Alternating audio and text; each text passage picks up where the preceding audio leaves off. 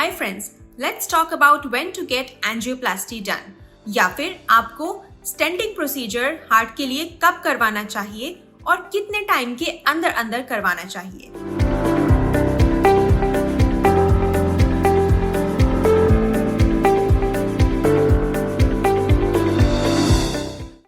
अगर आपको typical chest pain हो रहा है तो आपके डॉक्टर यूजुअली दो स्पेसिफिक टेस्ट्स ऑर्डर करते हैं। पहला होता है ब्लड टेस्ट, जिसमें कि हम ट्रोपोनिन को मेजर करते हैं, जिससे पता चलता है कि आपकी हार्ट में कोई डैमेज हुआ है या नहीं हुआ है।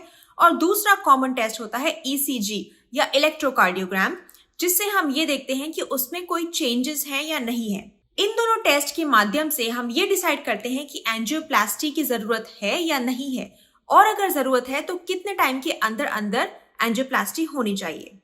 अगर आपका ब्लड टेस्ट यानी कि ट्रोपोनिन पॉजिटिव है और ईसीजी में हम एक पर्टिकुलर फाइंडिंग देखते हैं जिसमें कि जो लाइंस होती हैं वो एलिवेटेड होती हैं, उसे हम कहते हैं स्टेमी यानी कि एसटी एलिवेशन एमआई, जिसे हम एक बहुत ही इमरजेंट सिचुएशन मानते हैं और हम रेकमेंड करते हैं कि 1 से 2 घंटे के अंदर अंदर आपकी एंजियोग्राफी और एंजियोप्लास्टी होनी चाहिए, ताकि हम आपके हार्ट को ब्लड फ्लो जल्दी से जल्दी रिस्टोर कर पाएं और ज्यादा से ज्यादा हार्ट की मसल को हम बचा पाएं।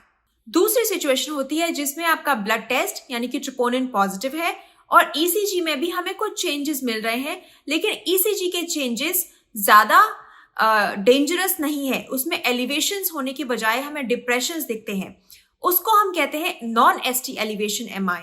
और इस कंडीशन में हम रेकमेंड करते हैं कि आपको जल्दी से जल्दी एंजियोग्राफी और एंजियोप्लास्टी यानी कि स्टेंटिंग करवानी चाहिए, लेकिन वो 24 to 48 आवर्स के अंदर अंदर मोस्ट केसेस में करवानी चाहिए आपको।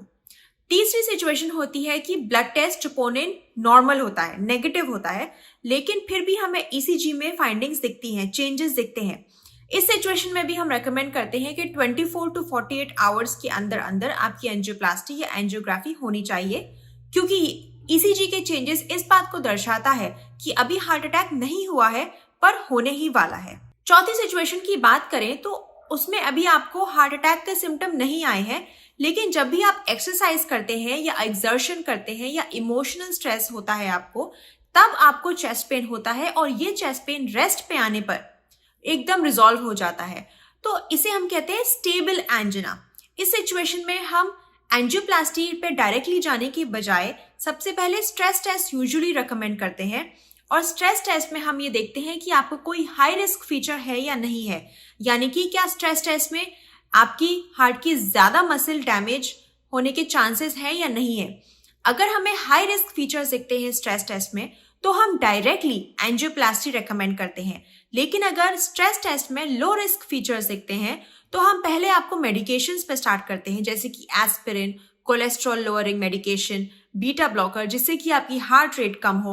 इन मेडिकेशंस पे स्टार्ट करते हैं, लेकिन अगर इन मेडिकेशंस को कुछ हफ्ते लेने के बावजूद आपको फिर भी चेस्ट डिस्कम्फर्ट हो रहा है, चेस्ट पेन हो रहा है, तब हम रेकमेंड करते हैं कि आप एंजियोग्राफी और एंजियोप्लास्टी करवाएं। इसके लिए हम कुछ महीने के लिए मेडिकेशंस को काम करने का टाइम देते हैं एंजियोप्लास्टी और एंजियोग्राफी से पहले। Thank you.